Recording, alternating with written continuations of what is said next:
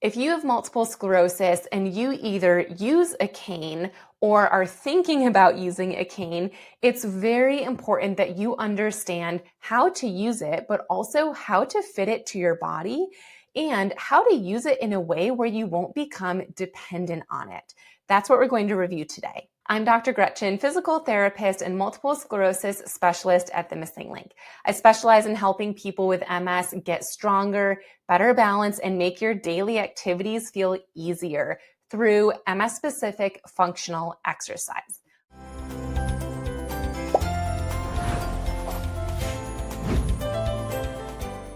So today, what we're going to be discussing is how to appropriately use mobility aids. So often, people are suggested a mobility aid or given a mobility aid by their doctors or someone on their healthcare team. Or maybe you just feel like, oh, I feel like I need a mobility aid. I'm just going to go buy one. But they aren't taught how to use them and how to fit them to you. And those things are hugely important in making sure that you're using it most effectively, that you don't become dependent on it, and that you're using it safely. So I'm going to review how to use a cane. The next mobility aid we're going to review is a cane. Now, this one is a little bit different. Let me actually grab a second one that I have. So there are two different types of canes in the sense of how do you get the right height for you. There's ones where you cannot adjust it, and then there's others where you can adjust it. So we will review both. Let's start with the one that you can't adjust.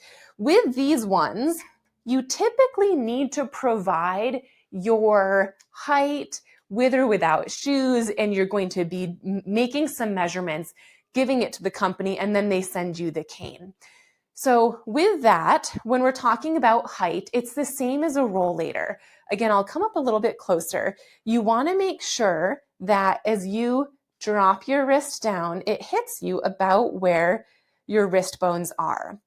So the way to measure this would be, and this is much easier if you have someone who can help you, but if you use your cane without shoes, then don't wear shoes for this. If you use it with shoes, do wear shoes. If you use it both, then make sure you go with a company that allows you an extension. This one is Neo Walk, and they do have an extension for when you are wearing shoes so that it can make it taller.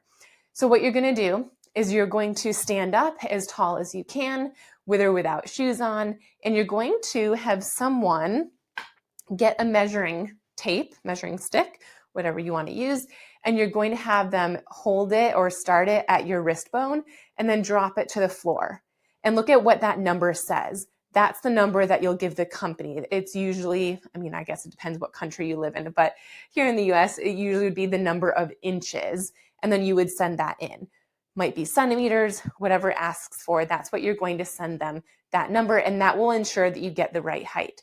Now, for any cane that does not have that feature, and you can actually adjust it yourself because it has prongs. Can you see that? Prongs like that.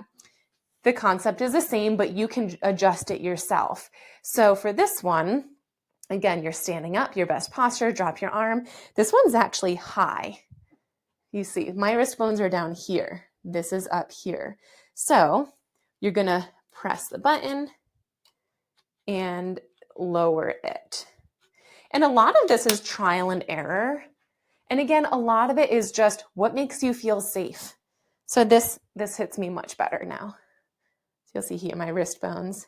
If it was on the outside, I'm hitting my wrist bone with it, hitting that wrist bone with it. So you would adjust based on your wrist bone. Now, same concept with the rollator, with how much weight do you want to put through it, especially with a cane. You want to put as little weight as possible, especially with canes, because if it's slippery or wet outside, your cane can slip. And if you don't have a lot of weight through it, you likely can recover your balance on your own.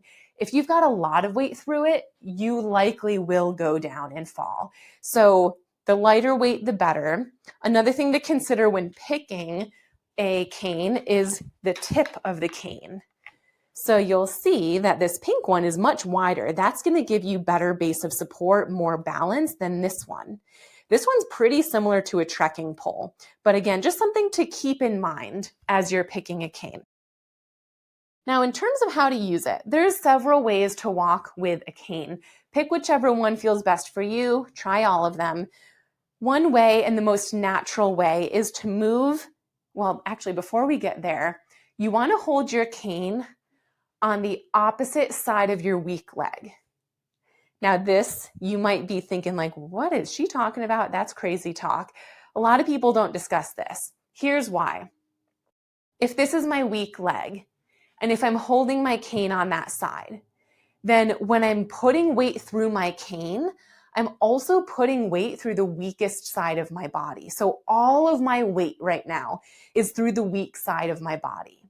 Whereas if this is my weak leg still, but my cane is over here, then when my weight is through my weak leg, half of my weight or so is being transferred onto the cane. So less weight is through the weak side of my body. It's being distributed to this other side. So to recap, according to textbook and physics, the side of your body that you should hold your cane or a single trekking pole is the opposite of your weak leg. If you've been using it the other way for years, then this might feel very unstable, in which case you have two choices. Number one, just go back to what made you feel safe. But if you're committed, if you're like, no, I want to do it the right way, then practice walking with it on the other side as an exercise. Don't just go and do it out in the public or even in your home. Practice as an exercise. Now, how do you move forward with a cane? So the most natural way would be to move your cane forward at the same time as your weak leg and then step through. And then your cane and your opposite leg and then step through. So I'm going slow right now so you can see what this would look like. This is one option, okay? Another option would be cane and weak leg, step two. Cane and weak leg, step two. So it could look like this as well. Another option, the third option, would be cane goes first, then the opposite leg, then the other leg. Cane, opposite leg, same leg. So those are three different options. Choose whichever helps you feel the best, the safest, the most confident and comfortable. What do you do if the cane is too high but is not adjustable? Is there a way to use a too tall cane? You could wear taller shoes. I have had some people who have someone in their family or friend that is skilled with tools cut canes and then put a different base on it. You can buy these bases from CVS, Walgreens, convenience stores.